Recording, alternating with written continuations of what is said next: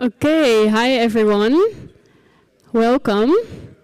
I hope you all enjoyed the workshop with the Dutch architects, and we've now reached our final lecture of today. I'd like to welcome Stephanie Macdonald and Caragh Thuring from London. So we'll begin with 6A. It's a London-based office with many cultural projects, from galleries and archives to collaboration with artists. And Caragh work spans paintings, drawings, and photography. So I would like to give a really big warm welcome and applause for Caragh and Stephanie.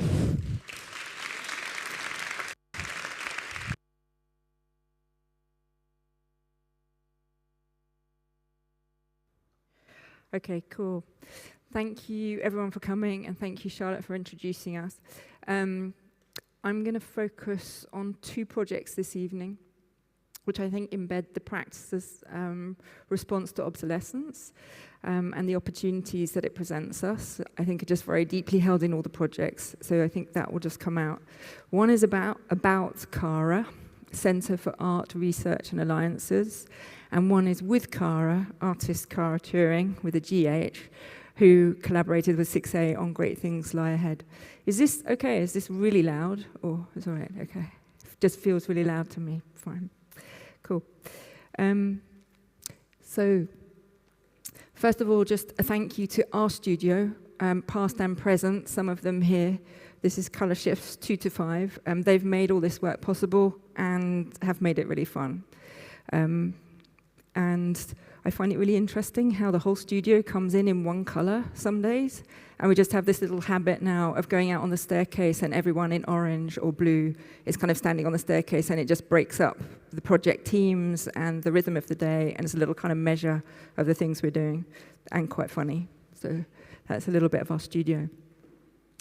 So this is a drawing, Concrete Beach, Tannara di Scapello in Sicily. And it's a drawing I did one afternoon in an old tuna fishing factory.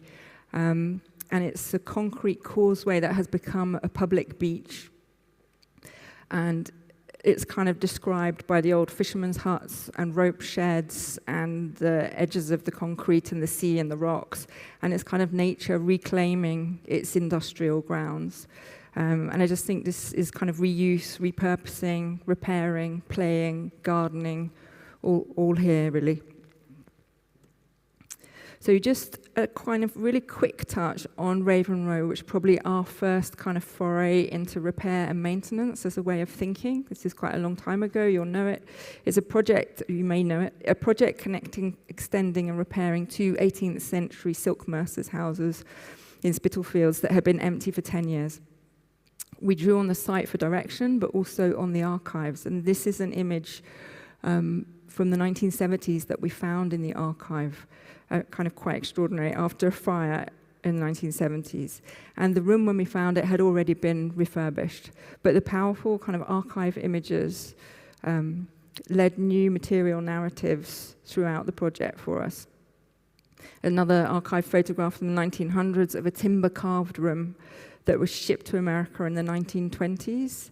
So the stories from the archive, and I'll just give you a couple of them, they kind of became almost characters running through the project and reappearing in different places. So here's this room on display in the Institute of Art in Chicago. And we found it in boxes in Gravesend, east of London. So it had been repatriated back to the UK. The Institute of Art was getting rid of it. And we brought it back into its original room and repaired it and reinstalled it. There was actually about a 300 mil difference, I mean an enormous difference in the subsidence of the building over that time from it going in the 1920s. So the room's quite funny, it kind of lifts up. But what we couldn't find was the fireplace, which you can see here in the archive image. That remains a photograph. What's quite nice is that then there's a bit of room for kind of things to be reclaimed as a different narrative. And it's not a kind of perfect replica. It's a space that can become something else, new things.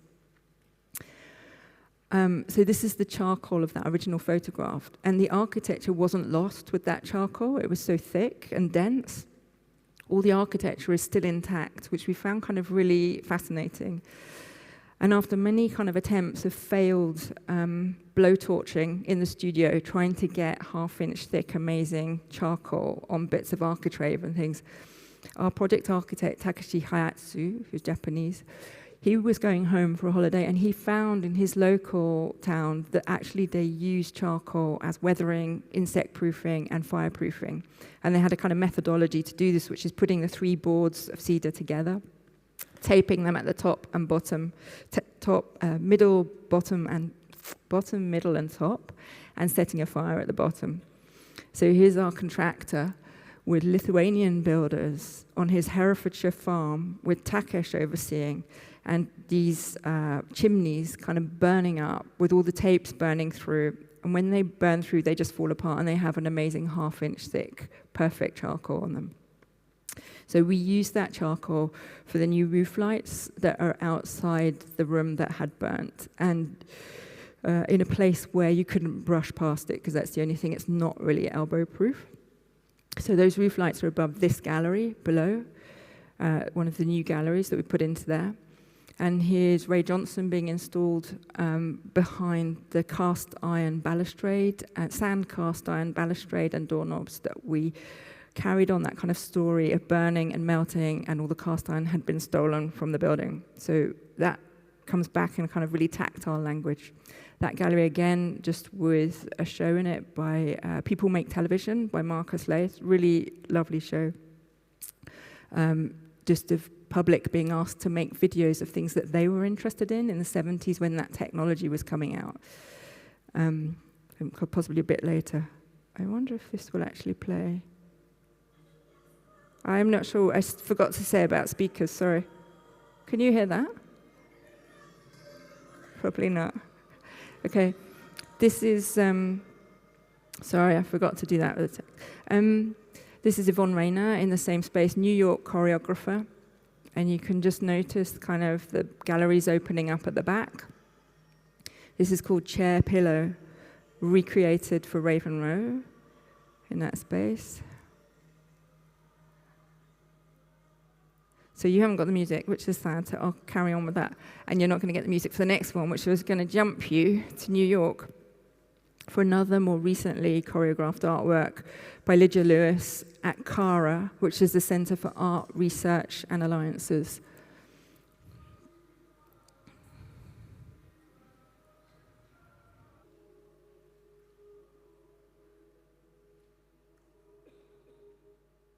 Sorry you haven't got the sound on that. That would be nice on a big booming sound.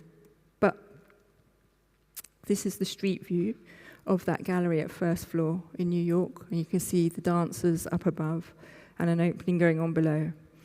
And this was a project that was the kind of reuse and adaptation of a working building on West 13th Street in Greenwich Village. It was New York Playing Cards Incorporated, built in 1909. And here's it in the 1940s when it has become a plumber's merchant, which is really important in New York, given all its vertical buildings, but not just technically. It's also to meet code. Here's a public fountain. And it's also an opportunity for little micro public spaces through the building. When we started, though, it was LCD Sound System who had the building, and it was a warren of spaces all being used for recording studios. I think that's their rider in the front there, and so it was really live. This is the lift, a kind of space that we've kept but opened up, that Britney Spears recorded, apparently the space with the best, or maybe the oddest, acoustics. And West 13th Street is in the middle of Greenwich Village, which I'm sure you know is kind of known for its artists and its musicians. The original Stonewall Inn is just round the corner on Christopher Street. The Keith Haring's tiling for the lavatories of the LGBTQ centre across the road are still there. And there's a famous yoga centre just next door on the left. So CARA takes a place amongst them all, and is a new platform for underrepresented voices, and a not-for-profit organisational model, which is based actually on the Raven Row model, which is also not-for-profit. Here's me with the founder, Jane, and also her daughter on that granite bollard, kind of gaining height. And the granite plinth and bollard are kind of where I wanted to start on the narrative for this project, which relates to the geology of Manhattan and this kind of amazing pink granite geology running through underneath the city. And it pops up in places. So in Central Park, you find it kind of coming up amongst the planting. And we thought it'd be interesting to kind of take this seam of granite through the building because it was starting on the street front on the outside and it pops up all over the city. So there's the bollard on the street front. And then this is the very first space just behind that bollard, which is a shop and reception, which you'll see in a bit. You can see the detail into the very simple block work, the new build. And we kind of introduced a transparency to the building, having been this warren, so that just opening up things and things like the lift that goes up through the floors, but right through from front to back and up through the building. And opening up kind of windows into spaces that wouldn't have been public, like the backs. The solid flank walls as you go up staircases become windows into the back gardens and things between these blocks. And the transparency is continued in a wide glazed window balustrade. And old pieces of structure that we found along the way remain kind of in situ. And there's a little kind of corner homage to Wittgenstein here. That's Tom. And then continuing upstairs on that seam, going round corners, just curving past the balustrade, and then sky views and granite rest up to the roof light above, and more sky views. And the New York roofscape is kind of really astonishing anyway, with all of its water towers and things, so we kind of wanted to add to that a little bit, making it just a corrugated service pavilion, but brings the sky views down, and you often find people up here. It's a fantastic place to hang out, people making a call or just having lunch. This is Ali and Alice. Ali was our project architect on this and led it, mainly through COVID on FaceTime, which is kind of extraordinary. And Alice used to work for us and now has her own practice in New York, so she worked on Treehouse with us. So both on the roof on the day of the opening here. So going back to our seam of granite, we're at the top at the moment with the pavilion, and if we come back down through the back to the bollard, which we made another little kind of seat on the top floor, which gets inhabited by staff, and it's often everyone on a call. There's a new window out to the backs. So coming back down round those corners, which are kind of pleasurable moments. And there's other little kind of moments where the fire extinguisher finds a kind of little spot, and you're coming back through those windows, which are on each floor, down to public fountains in the basement, and other public spaces like the bathrooms denoted with a mat of granite outside and cubicles being lined. And lastly, just out to the back garden, where there's granite stones. There's a little slot garden with sliding doors out to it and granite stone that you can sit on. So it's a tiny space, but it was nothing before. So far, so simple on this project. But the journey belies the complexity that reuse and adaptation and stripping back really involves, and the amount of decision making, the meeting of US code for us, which is the equivalent of building regulations. And that's just kind of it's just to be able to transform this into a public building, and that's kind of really just part of the decision making and discoveries. Here, I don't know if you can see it, there's diagonal floorboards, which were really weird. We kept those upstairs. They're quite present. It's not something, I don't know why. I don't know why they were there or like that, nothing structural. So here's starting to strip out, and you can start to see from front to back. We actually had to take down the cores because we just could not fit them to code in America. It was absolutely stringent, whereas probably in the UK you can do a bit of ish on that by a few, 50, 100 mil or something. If it's an existing building here, absolutely no way. So we had to rebuild them. It happened during COVID, so we had kind of natural distancing going on in some bits. And this is one of the early shows in the gallery, and in a way kind of art's way of imitating life, because this was earlier on site, looking out of the ground floor back gallery through the old windows. And we changed those windows, borrowed the kind of the little slot garden below that has come up, and also the neighbour's tree. This is the first show. So this is we learned to keep the soil wet. So one installation, and then one with the tree in bloom, which was Naomi Younger and a massive cyborgs. So an installation in there, and holding the first book that the organisation published, which was by Marilyn Nance, and it's called Last Day in Lagos. So it's super interesting that they're kind of bringing out new narratives in the place, around the area, this organisation. So this is a reading by Marilyn with people coming in. The book's a collection of her photographs of the Pan-African Festival, Festac 77. And she'd taken them as a really young photographer from Brooklyn. She'd been asked to go over, and I think she was in her 20s. She took this incredible set of photographs, some of them super famous. They've never been credited to her. They've sat in kind of all the slides and all the negs. And what CARA, Centre for Art Research and Alliances, has done is kind of managed to get that collection taken up by MoMA and publish a book of all of this. And for the first time, she's been credited. But she's obviously she's kind of older now, but it's super interesting to see that happen. And as we were there, the bookshop was curating the selection of books for each show that they do, and suddenly all these stories were coming up about Mariam Makeba, a well-known Nigerian singer who sang at Festac 77, who actually was living in Greenwich Village at the same time as people like Matta Clark and things, and that there's a whole nother narrative of people and events going on that are not necessarily the ones that we're learning about in art history and things. So I think it's a super interesting organisation if you get to go. And you can see right at the back, that tree. So you have this kind of transparency from street to art space to further to the block, as it were. So this is just the plan. So that's street, West 13th Street on this side.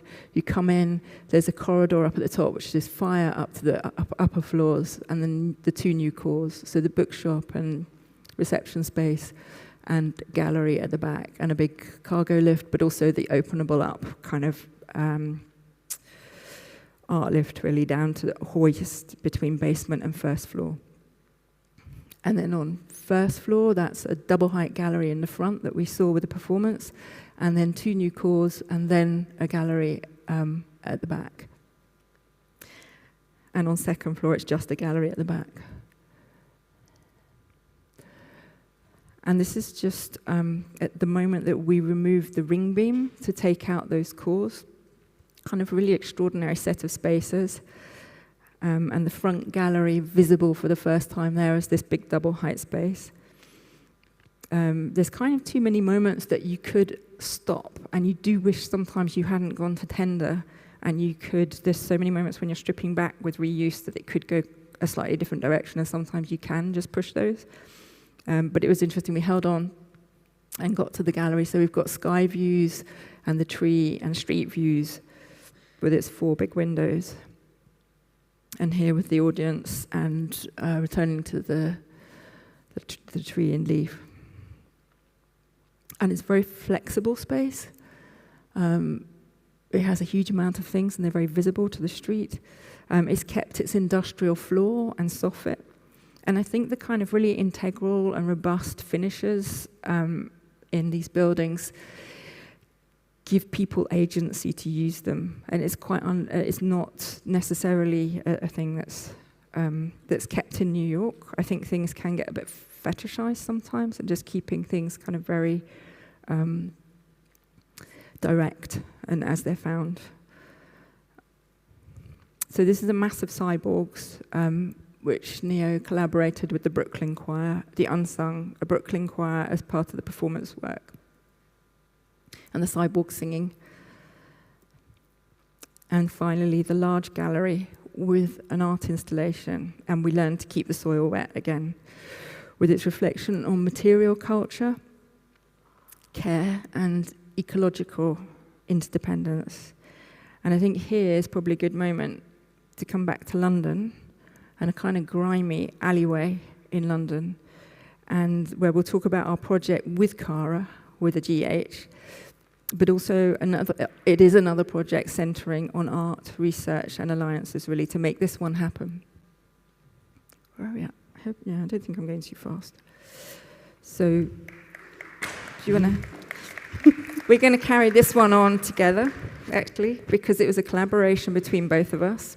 And so what I'm going to ask Caragh to do is just introduce a little bit of her work with you first, before we go into the project, because you may not know her paintings and art practice, and then we can go into the project together. Yeah. Thanks, Steph.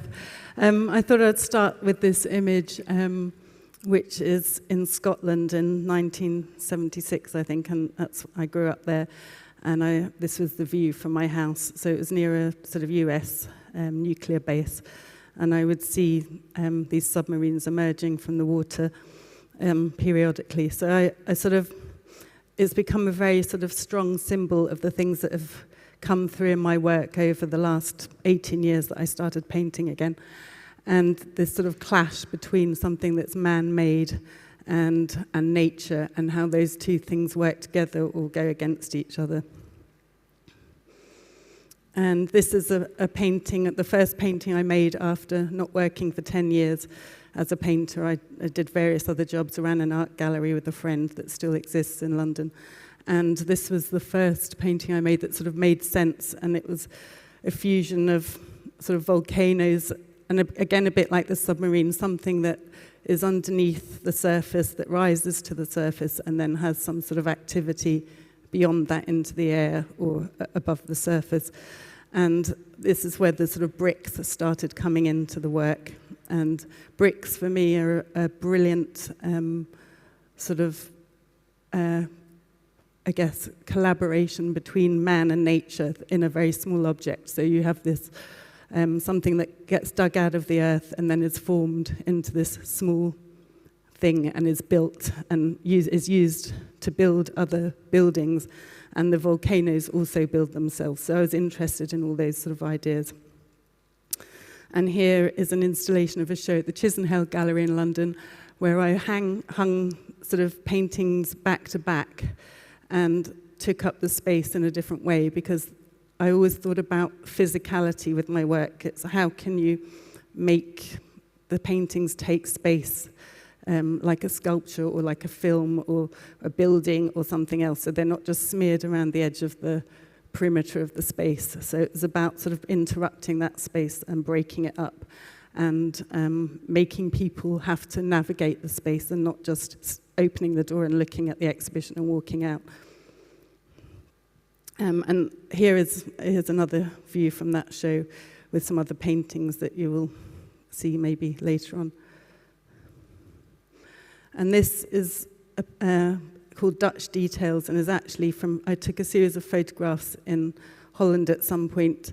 I noticed that the sort of window displays in people's houses were often symmetrical, and they were in this sort of liminal space between the interior and the exterior.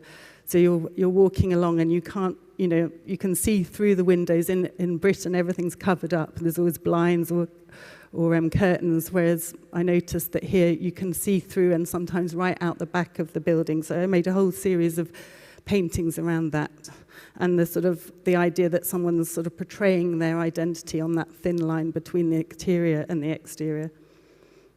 And I've also painted volcanoes, I think, for the last 18 years, and that reoccurs in the work frequently. And here is a painting it's about 2 years old, that was I actually made some weavings that you'll see also later on in the project, this is a photograph of the wall in my studio, which was then woven into cloth, and I used that as a canvas, and I wanted to build the material before I even painted onto it, and there's sort of various motifs and paintings on that. And this is David Gandy, who was a male model who was used for advertising underwear for Marks and Spencer's, which is a chain in Britain. And I made various brick people. So I didn't actually ever paint people at this stage. I just painted brick people and used various sort of imaginary bonds and brick sizes and colours that I worked with. So, Steph, you want to introduce the project?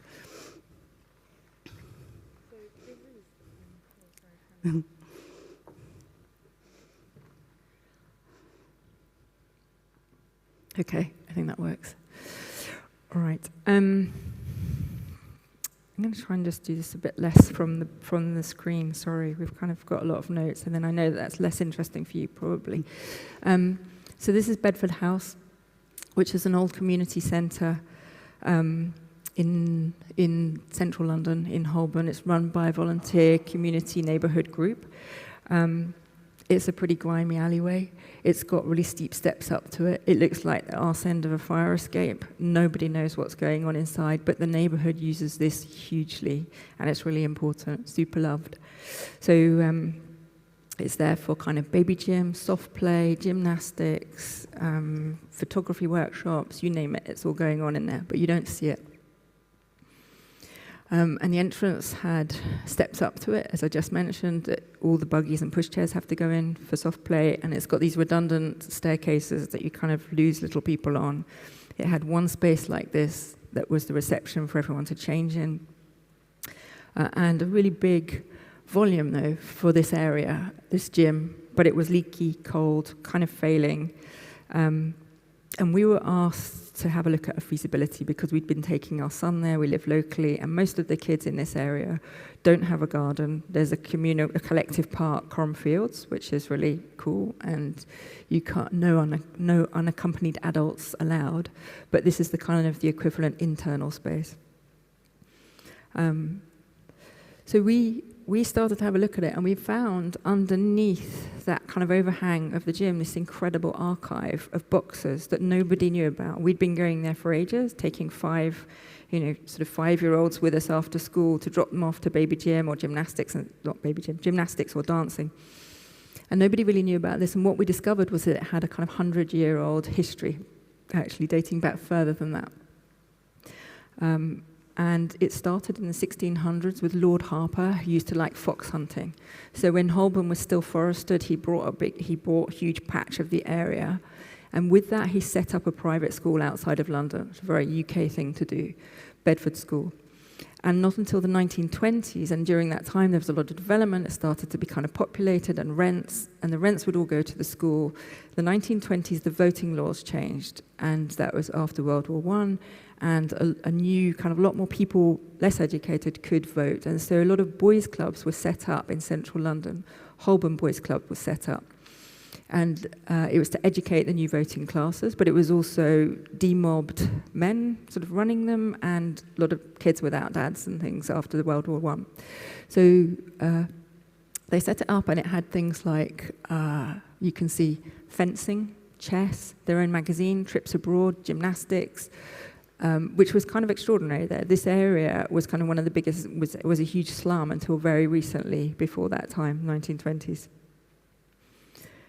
So the club was really well attended locally, all the kids. In the Second World War, their building, they were just in a found building, kind of an existing building on Lamb's Conduit Street. And Second World War, that got bombed. The boys had a fire watch, but the building next door didn't, and so that went down, and their building went down. They lost their building. So they had a kind of bomb site, but after the Second World War, General Montgomery of Alamein, and we found signed letters from him and photographs of this in all these archives. We wouldn't have known otherwise. He opened 2 decommissioned Nissen huts from King's Cross for them. And so there's these photographs of them in their kind of huts playing table tennis and things. Really liked those. Just the way the kids had agency of them, they were their own spaces, and they weren't kind of institutionalized or municipal, which in the UK maybe is a different thing. It can just be quite bland. So in the 1960s, they had these Nissen huts for a while. In the 1960s then, this is a photograph of politicians and sportsmen launching a funding appeal to build them a purpose-built building. And that's the building that we were looking at with the gym. So the gym is behind this building. That sort of white strip is where the basement gymnasium is. And in front of it are 3 floors of shops, offices, and then there was a top floor, 2 top floors of the community centre as well, which was kind of, could have been an amazing social enterprise, but all the rents went back to the Lord Harper, to the trust that had been set up. And at that time, it was expected that the government or the council would pay for social amenities like this. With this building, it went co-ed as well. So we found this invitation there saying, I am pleased to accept the invitation to the Old Boys reunion. I shall or shall not bring a lady guest. There were no lady guests. So I think it took a little while to go co-ed, even with the new building. So we started to find out a bit more. We had these boxes of things that just gave it this immense kind of history. It was coming up to its 100th anniversary, and so if we were going to do something with the building, we did big kind of neighborhood consultation, and people came in the 80s who had been to that club as kids, who'd played on the roof of the big building when it used to have a fenced-in playground, which only existed as a drawing on a very old plan. So we'd never actually seen it or had any photographs of it. People were coming in and telling us about it. And it was, I think the biggest thing that came out about it was that everyone was very scared of losing the building and the resource. And bits of it had been sold off in the 80s, and there'd been a huge campaign by the neighborhood to keep the building in community use. And they formed this is when they formed Holborn Community Association, which is the neighborhood board from which they then run it. And what we kind of realized was that they needed visibility, identity, and as a way of to be able to keep the building and not get kind of taken up by development, private development. It had already been sold off in the 80s to private landlord, so it was still community use, but the rest of the building had gone into private use. And that was when we suggested that the building became an artwork, that the building was an artwork and a neighborhood landmark, and that's the way that it could never actually be taken, stop having its community use. So that was kind of quite a brief to set anybody. This area has the kind of centre of excellence of everything. It's got Great Ormond Street, it's got the Neurological Hospital, it's got the Wellcome Trust, the British Museum, opera houses. It's a really extraordinary mix of people there as well. So there's also a very hidden kind of residential population there and a lot of primary schools and things. And you'll find that there's kind of neurosurgeons, with scientists, with opera singers, with refugees, with kind of every influx into the city in this area. So the community centre is a really super interesting kind of cultural space of production, I think, and a really important one to make visible and give kind of equity to in that environment. And COVID's changed it a lot in terms of it used to be super busy offices. Now I think the city's a bit more kind of balanced in its timing of when people come in and out, so it doesn't feel quite so rammed and busy. You really didn't see the residential life except at weekends. Now you kind of feel that much more. But this was kind of a part of it. So making it kind of impregnable to private development was the brief, and make it a landmark. And this is where we asked the board, we suggested 3 artists to the board, to be fair. We loved Cara's work, though. And on that alleyway, her spatial kind of depth of the canvases and paintings, we felt it needed that kind of, and also the architectural iconography, a place that Caragh makes that we felt would be really, really strong way to start working with it. But I think we were thinking about it initially in quite a traditional way, as an artwork on the building that would make it a landmark. And we were thinking about it as more of a tiled space. Yeah. And I was interested when I was invited to, apply for possibly being one of the artists to do this project, because of the way that I was talking about the work earlier, and what you were saying. It's about that sort of spatial thing and how to sort of, how to make something physical, even though I'm working on a 2-dimensional surface. And the original brief was the tiles, which would have been actually sort of very difficult to work with because the alleyway is tiny, so you'd be looking at something very sort of in your face and solid. So that's the alleyway. Yeah. No, it was just and it was going up, so it was about how, well, that was the initial idea. So we went to... so this is us in Netherlands. A while ago. Mackham, yeah. That was, when did we start this? It was 2017, I think, yeah. I think, yeah. And it took about, 5 years to come to fruition. But we first started investigating, working in Mackham with these tiles and a ceramic surface, and you were thinking about Portugal and the sort of tiled buildings. Yeah, I think Britain has quite a long tradition of internal tiled spaces, and so we were interested in kind of taking it outside, and it was the Portuguese buildings and maybe looking at Paula Rego and her kind of depiction of childhood and motherhood and things, and just thinking, could we make something here that is the artwork? So we went, this is us here, and that's actually Summer Islam, who was working on the project with us to start with. She now has her own practice, which is material cultures, which you might have come across. Also, I think super interesting in terms of obsolescence and supply routes and things. But very quickly we found that, or actually I guess more just project dynamics in a sense, we couldn't do this for cost reasons, and it was a neighbourhood board trying to raise money for it. We helped them and things, but ultimately we had to value engineer and bring it down. But I think in the end that was actually interesting because it Brilliant. became it was a different space and actually opened up the building in a completely different way. Yeah. We had to do a really radical rethink of what we were going to build it out of, and it became much more kind of proprietary system. But I think as you go through these steps, I think the bones were there of what we wanted to do, but we ended up, you can see the model here on the right, and this is Tadash, who was our project architect all the way through with CARA, and we used to kind of meet, CARA worked with us on every stage of the design from when she was taken on, and really because we redesigned like this and went to a very different language of materials, and had to work with much smaller parts, proprietary systems, and things that would come in down that alleyway without cranes and lifts and things. And I think often, sorry, no, go on.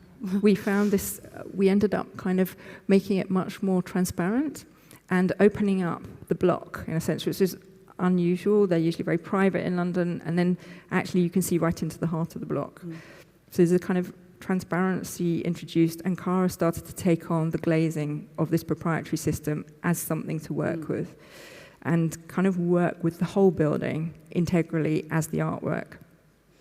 And that was interesting for me that, you know, actually through the fact that we couldn't do what we were originally planning to do, that it became something else, and I had to think around that, and then I actually got interested in working with the materials of the building directly rather than sort of applying something to the front of the building. Yeah, and there was a couple other things. So this is a kitted part we made in COVID and sent to CARA. So she had all the bits that she could work with in any aspect, whether it was colour or print or whatever we thought she might be able to take on as part of the artwork coming through the building and the narrative coming through the building. Yeah, and this was in my studio. I just sort of rigged it up in a very perfunctory way, just testing out. At first I wanted to make the trusses look like they were sort of in the air, sort of in the sky, and take colours from the sky. And I was just playing with all these different ideas, and the facade is sort of colours of brickwork around the area at that point. So we're going around it in a funny way for you, but we replaced the whole roof over the gym and built the building up 2 stories, basically to give it a street presence that it had never had. We had to argue that really hard through planning because it was a back alleyway, but that worked. And then we'll just let you. Yeah, this is a painting. It's in 2 parts actually, and it was in the installation where I showed you earlier of the hanging works. And I wanted to map the city of London, which is a very intense, you know, the original city, the Roman city, which has 50 churches in it, and there's sort of almost radical spaces in amongst all these tower blocks that are being built up around them and other things that change in that small space, and they're not allowed to be touched. So I was thinking, how can I sort of map that in a way? And I didn't want to draw a map, I didn't want to paint them, so it just became a word painting, which is something I usually avoid. But anyway, so this is half of the map, so I just listed them, and they're almost like a poem. They're quite sort of poetic, some of the names, and they follow on from one another. And it became actually something that became very important for the project, because I thought, well, how can I map the area that this community centre's in? And here, these were some initial ideas across the front of the building using the glass, and I wanted to actually mirror the brick, all the different brick work and people that would be walking past, because you were in such a narrow space. And I will look to that in lots of different ways, but unfortunately, we had to sort of change that idea after consulting with the people that work in the community centre. They said it would be too distracting or too dazzling for people that were neurodivergent or had autism. They'd get too absorbed and confused in the surface of the building. So that engendered a change, but we went through the whole process of it and looked at other, uses of colour, and then this was pixelating sort of the text, different sort of levels of trying to work out how we could use this text. And we worked with a company, was it Proto Glass in Wiltshire?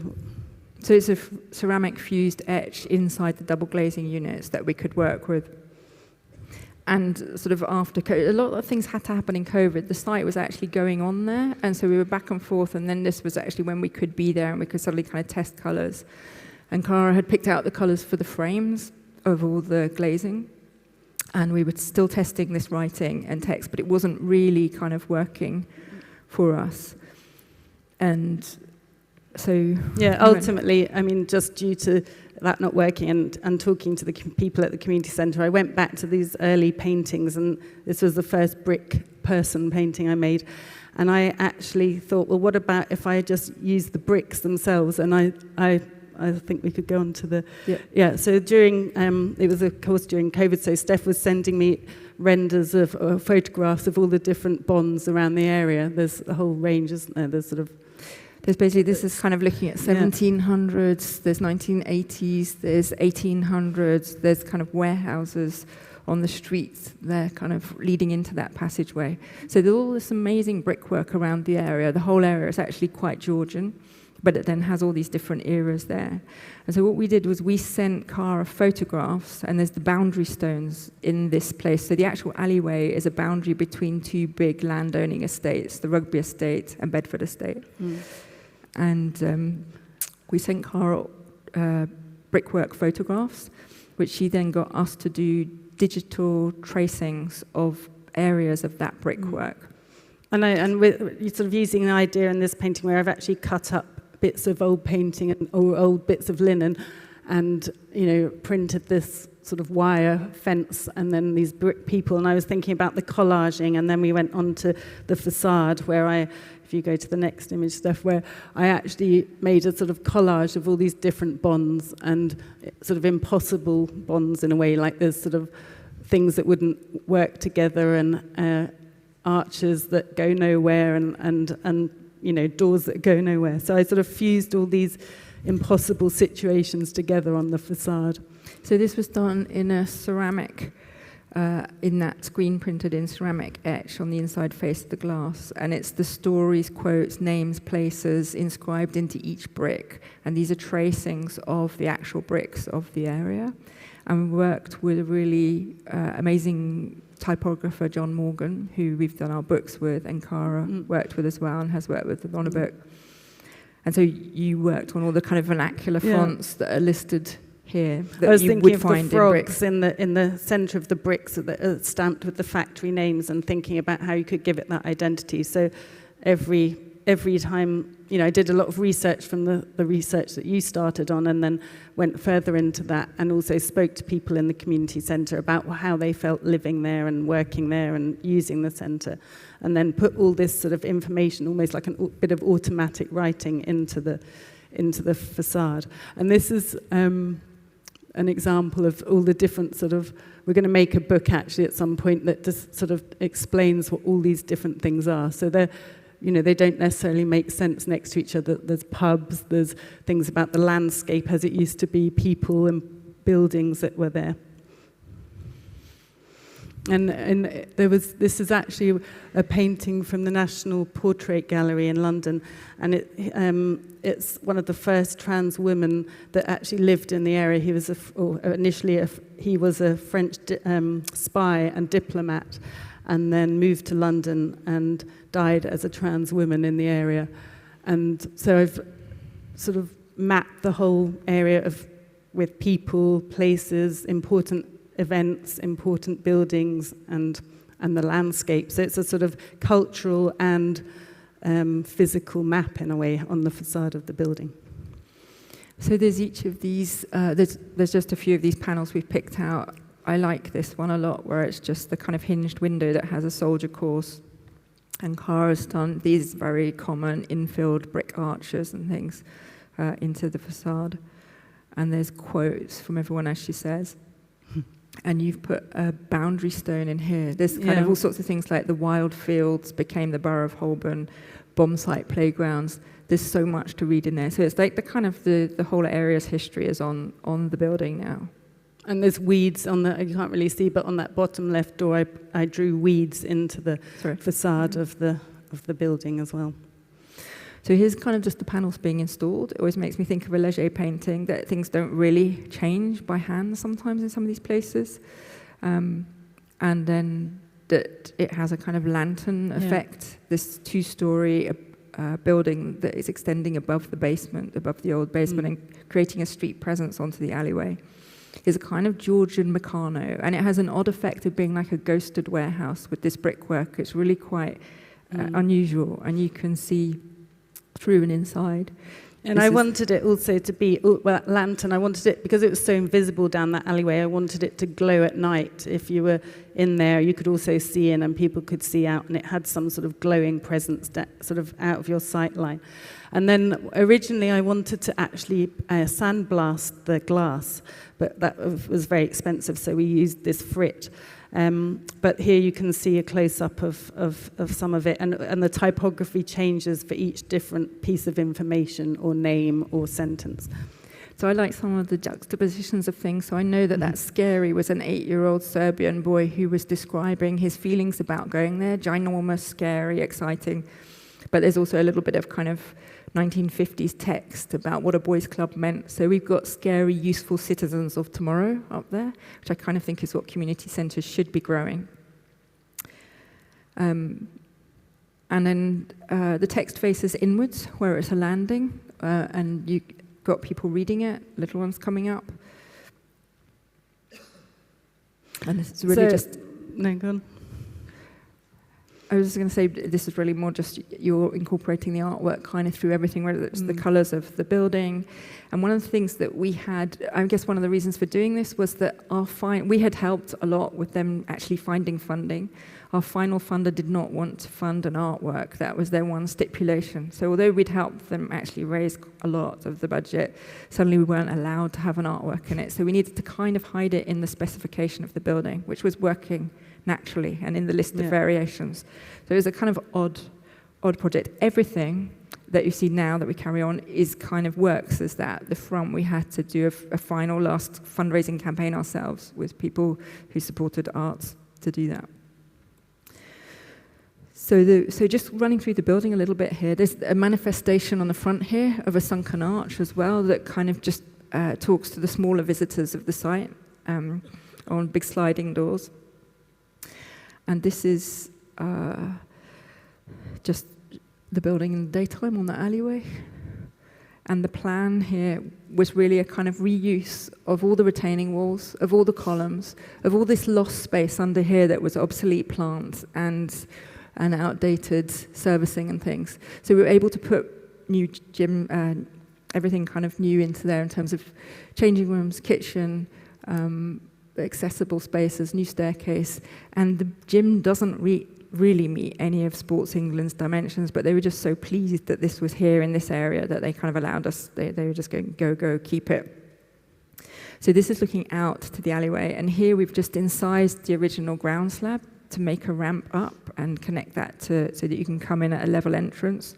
You can see how kind of open it is, and this is looking back from that space into the gymnasium, and the new ceiling, the kind of trusses take you all the way through, take your view through to the kind of sunlight.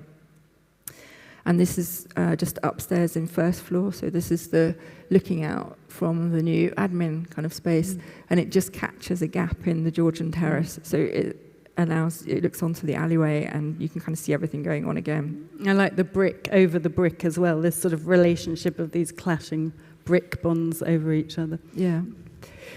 And then this is upstairs lobby, so these are CARA's colours coming from a different space that we'll show you in a minute, and that's just stair lifts and the new rooms upstairs. I mean, one of the things actually about the whole building that we try to do is kind of have it very direct with a lack of translation that you get in a lot of buildings. So a 5-year-old can understand how this building goes together.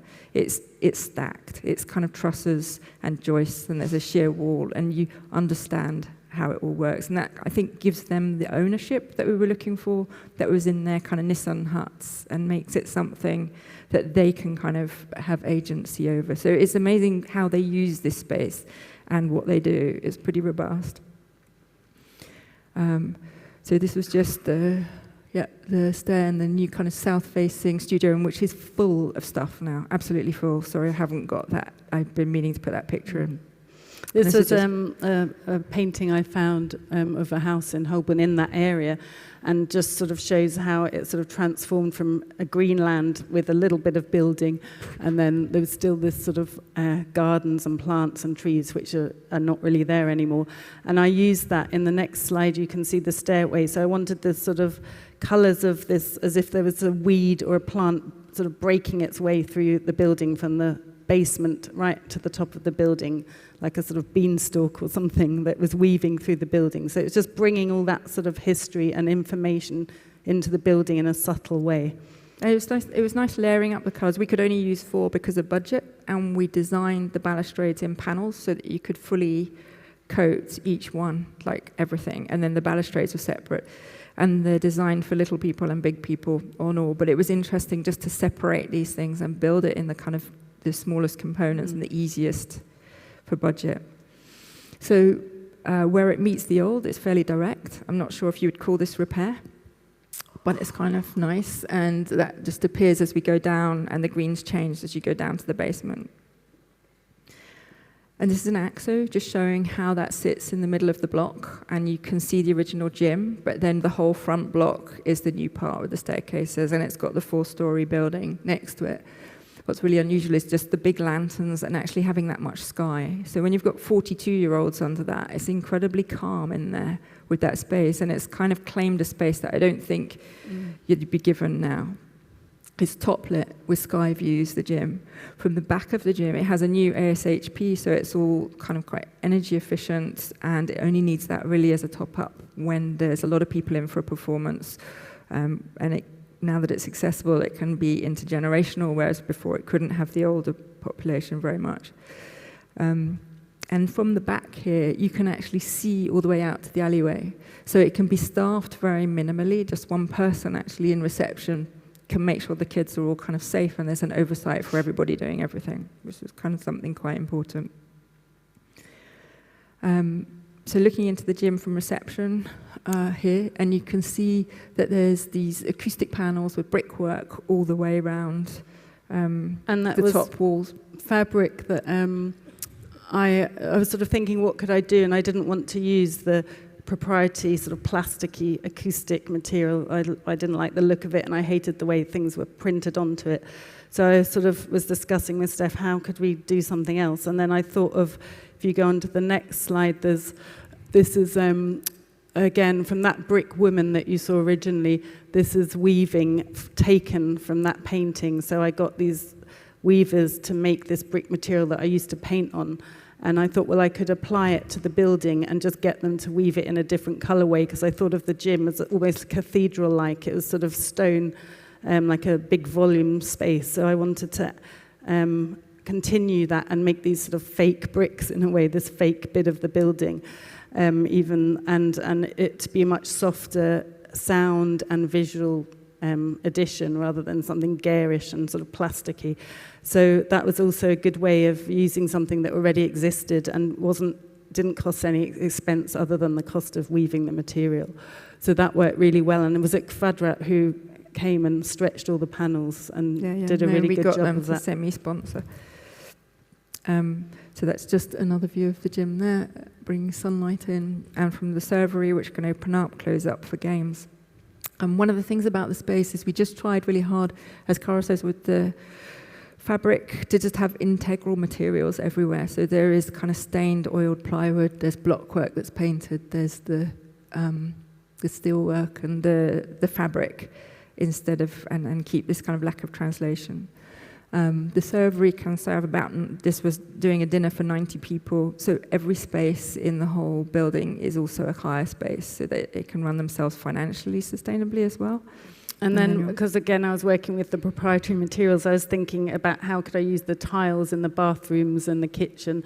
And this is a painting of mine. I did a series of sort of fake tartan paintings, and there's a lamp in there and various architectural bits. It's actually from a picture I took in Singapore of a building. And I'm always interested in the territory and boundaries between things. So I used that as a sort of basis to then design the tiles that were in the bathrooms in a very simple way, using what the colours and things that we could to use. So it was kind of important to us that all the little day-to-day moments, kids are coming here in this area kind of maybe a couple times a week or for soft play and things, and that this becomes a kind of visual lexicon that they grow up with, and that when you're thinking back to kind of memories in childhood, there's very strong senses of place, I think you have, and we wanted to make sure that this had that kind of thing. So we asked CARA to work with the tiles. They are just proprietary tiles. They're not, but she did these great patterns. They remind me of London bus seats, actually. The tube they feel materials. Very Holborn, and I like that kind of sense of finding some kind of character in it from very minimal means. We kept all the structure that was there and just kind of built things around that. So the old slab and the beams and things appear throughout. And then this was John Morgan also, who did all the kind of signage for us, and we got even things like the fire regulations, which are kind of statutory, and they're usually blue and silver or they're black. You get this kind of visual clutter in places, and it's not a huge building. So just by being really careful with the color and making sure that everything, it kind of introduced the calmness, which you've sort of done here. I don't know, with orange. Not sure if that's calm. So that was just, and he made the little pictograms and things for us. So this is just, it's used for a lot of things. This is the place, dancing there. It's got messy play, soft play, rowdier crowds, Prometheus gym. It's like so it's got a hire going on here for a dinner. And then that spills outside when there's a big hire and uses the alleyway. So this is the final thing. It's just a short one, which I think is funny talking to you here about it, because having just spent like a little bit of time here, not lots, it feels like you've really got the public realm and kind of nature and this more immersive experience of that and sharing kind of space in the city or publicly much more sussfully than London. But for us, the alleyway wasn't in the budget and it wasn't in the brief, but we were just, you can't make this building and then give the same importance to it as all these other headquarters, and we wanted to give the same respect to the residents, all of them. And so we kind of we wanted to make it kind of welcome with biodiversity and safety as well, actually, lighting and things. So we got the stone sponsored, and we sort of joined up. It's like herding cats, but all the different departments in the council, and we got permission to put in-ground planters and have irrigation for just the really hot months in the community centre basement, which just works the alleyway. And it felt you just have to kind of step outside of your red line of curtilage. And I don't know, maybe that seems like a system that here is working much better already, but definitely in the UK, that if you're going to affect anything kind of in climate-wise or socially, then you kind of need to be acting more collectively with your neighbours to make things change. For us, definitely. So we had Dan Pearson helping us with the planting. He put something very robust in, and then it starts to bring back all the heritage backs of these 1750s buildings back into kind of reframe and put them back into focus. CARA worked on what the paving would be with us, putting hopscotch in, games for the children, and it's York stone, which is kind of what you find everywhere in London, just very simply used. And we had to get someone in the community to vouch us to maintain the community planters, the in-ground planters, to be allowed to do them. But we did that. That works. And yeah, this is just that kind of reframing. So it's become a place now where you'll find someone having a glass of wine, or you'll find them photographing something from the shop outside, or just hanging out a bit. And people have come and asked how to do their alleyways. So it's a small thing, and walking down all your streets here, or particularly in the centre, kind of you're well advanced on that. But it feels like the kids have ownership of the space now through the materiality, and I think it belongs to the community. And so the last thing is just this great things lie ahead, which is in the ground here, which Caragh put in, and you found. That was the title that I gave the artwork, and it's also across the top of the facade in the sort of fritted brickwork.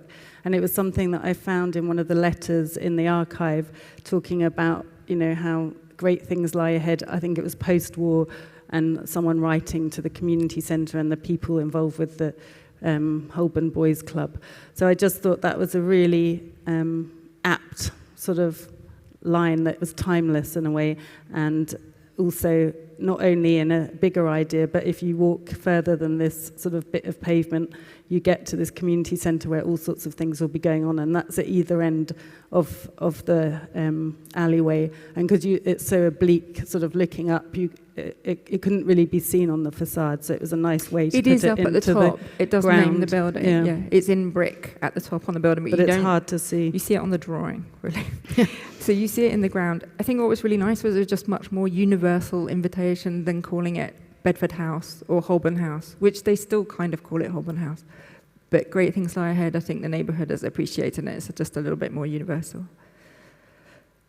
Less about ownership, more about connection.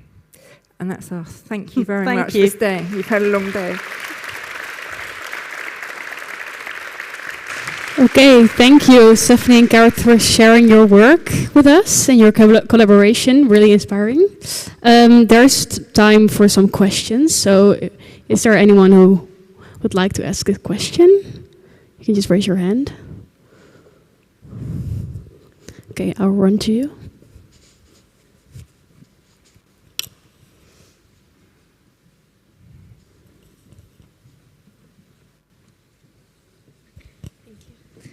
Hi, thank you so much for this lecture. It's very inspiring, the two examples. Especially the last one. I think the facade you made is it's artistic and also unusual, and it fits very well in the space. And I was wondering, because you were having so many ideas for the facade, and then the municipality said like, well, or I don't know who said it, but it was like, you have to think about the people who visit the building, and for example, people with autism, the facade would be too overwhelming maybe. How did the community respond to this facade? In the end, I think they really love it now, but it did go through a lot of consultation, and through the community kind of organisers who worked with those groups.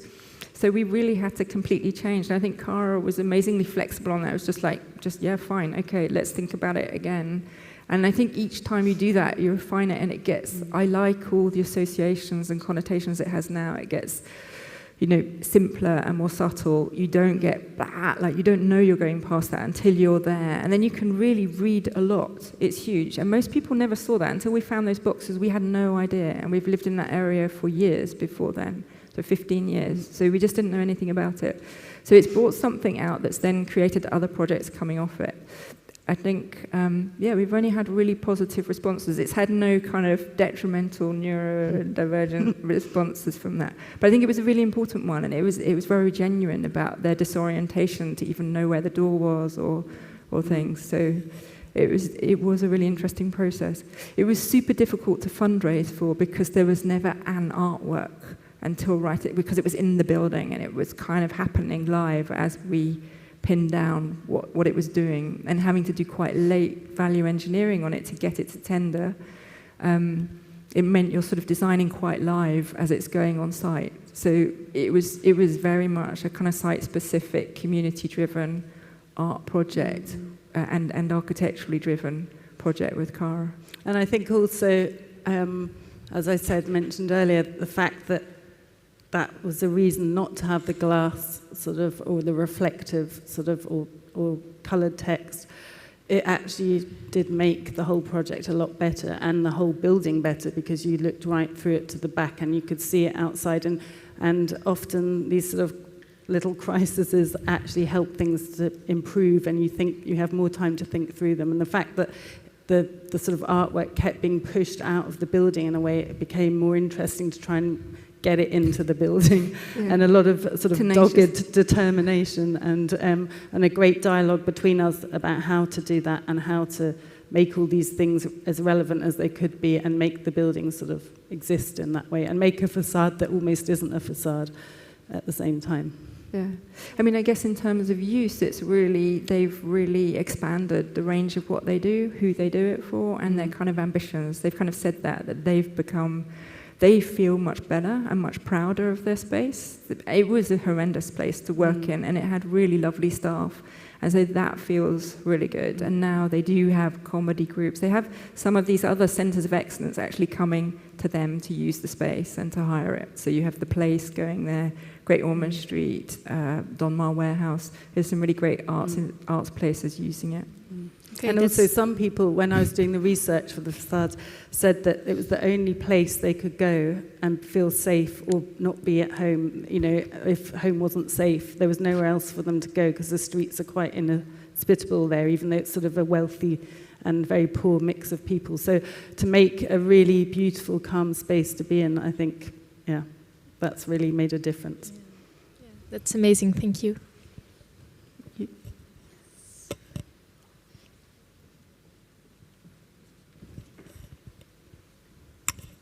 Hi, thank you for your talk. I really enjoyed how you turned kind of the dead alley space into a quite fruitful space, and you also mentioned how in the UK, in order to get anything productive done in the public realm, you kind of have to collaborate with the community and with neighbours, etc. And I was wondering if you have any tips on the best way for, like, I guess, someone studying architecture to be able to include this and incorporate this. That's a really interesting question, because I think what you find, and we're doing it at different scales now after this, so working with Tate Liverpool, we were working on trying to bring a different sort of ecologically led transport infrastructure in, and then as we were sort of digging in to find who the partners would be there, you uncover that actually there are always many existing networks there, and you need to just tap into those. There's so much more knowledge than you can have as an architect going in,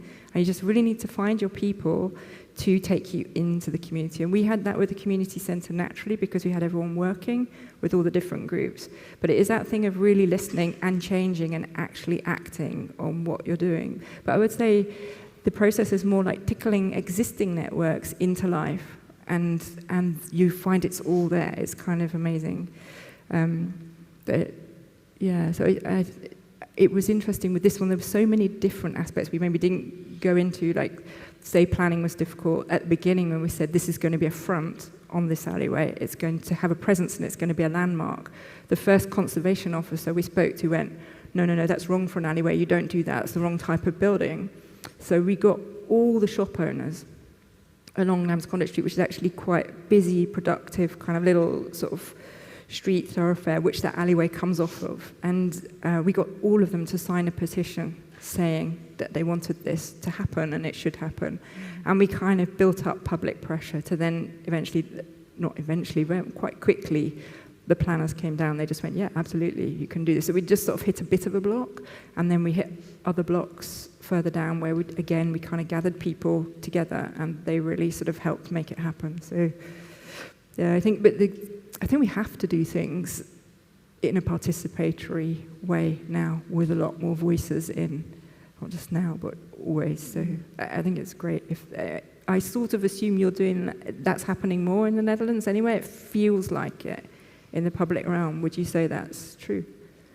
I'm from the UK, so I wouldn't know. I thought you were from your accent. Yeah. Okay.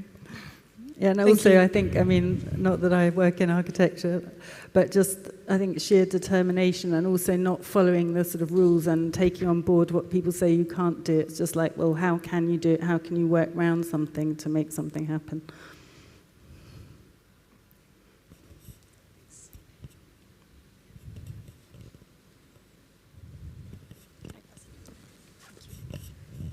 Thank you for the presentation. I found it very interesting because you showed two examples that are very much everyday life buildings. They're not necessarily big institutions, big buildings. And I was wondering exactly how is this process of finding value in these buildings of everyday life and deciding exactly what to demolish, what to keep? That's another good question. That's nice. I think that kind of talks to your obsolescence title in the first place. That I was kind of thinking about that and just thinking the tools that you need when you're thinking. I don't think obsolescence really is just an opportunity. I think it's like one door shuts and another one opens. It's that kind of thing. And I think that the tools that you need for those decisions are really kind of in survey and inventory and atlas, and it's about drawing or finding out what you have there already without prejudice to start with. So you don't know whether a space might seem like it's wrecked, but that an indoor space might become a garden. A kind of a grimy alleyway might become the social hub, or I don't know, a window becomes a door. I think as you look at it with an unprejudiced view, and it's something the practice, I guess, has done for a long time, and Tom, my partner at 6A, does at ETH a lot, his kind of atlas. I don't know if you've come across the atlas projects that he does, where there's a kind of really intense survey of a city, and it will be all the disused infrastructure, but also the civic institutions, but you're drawing the weeds at the same time as you're drawing everything. And from that, I think then you can start to create new kind of imaginations or connections, and that brings that kind of, there's material narratives, there's anecdotal narratives, there's cultural, structural, there's all these things that come into play that start to guide you, which is sort of what we're talking about with these narratives. That didn't just pop out, it wasn't a thing overlaid. It was like, oh, we can't do it because of this, we can't do this, we can do this, we know what we're trying to get to. But I think what's really interesting is with the survey and with kind of this re-evaluation of what you have in front of you, you are able to then make new connections to that through your program and through whatever it is, budget, cost, everything happening.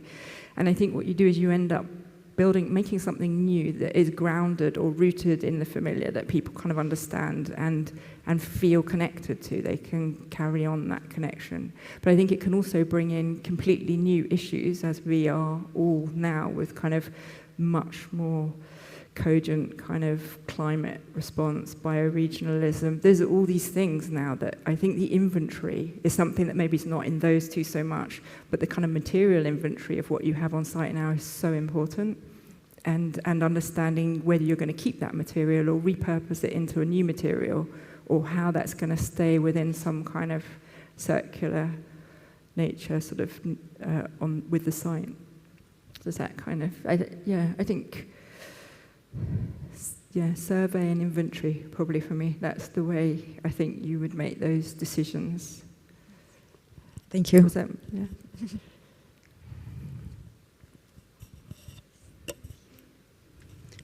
More questions? Yeah, yours?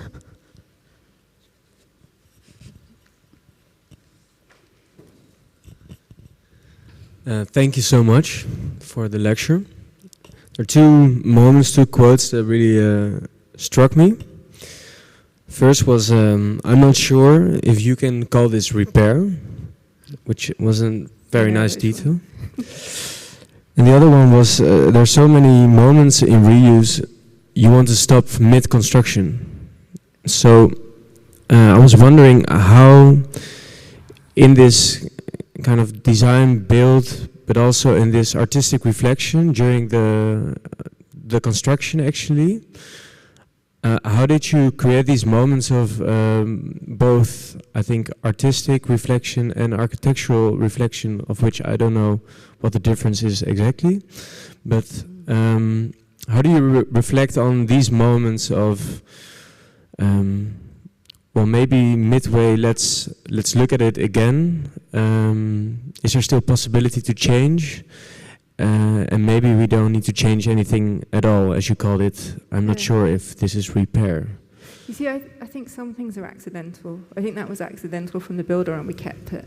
And there's a few like that, and you can just go, okay, that's great. I think it is hard to change things live. We do it a bit because things are happening quite late in the process, like the artwork actually happening. So we were able to kind of shape that in a bit more. But I think often the reflection comes over it, and the next project, you can be tougher about what you want to keep and why, and you just go, no, we should have stopped that when there was much more raw. Not necessarily on the community centre, but for sure in CARA, the Centre for Art Research and Alliances possibly would have kept things a little more raw in some of those instances. So I think it just makes you more aware of that in the next project. So I don't know if that's... and I was just thinking it's similar in a creative way. It's you would never make the next painting or the next building, I guess, if you didn't sort of think about further things you could do. And I always think you're sort of told when things are finished anyway, because you've got an intention and you have your intention, and when it sort of shows you itself when you've achieved that at some level and within the parameters of whatever you're doing, whether it's making an artwork or making a building. I know they're very different things, but I think the sort of approach to these things can be quite similar sometimes, or have crossovers.